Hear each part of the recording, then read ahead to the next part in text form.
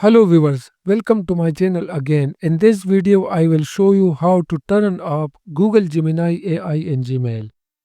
Open your Gmail, go to Setting, click on this icon.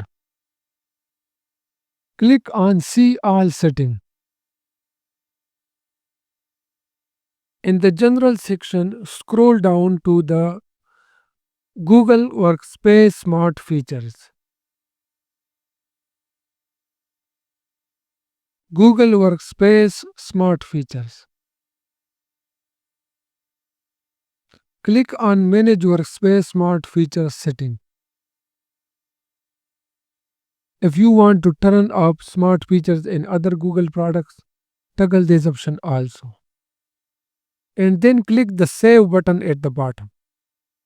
If you want to turn Gemini on again in Gmail, follow the same step. It's your life. Thanks for watching.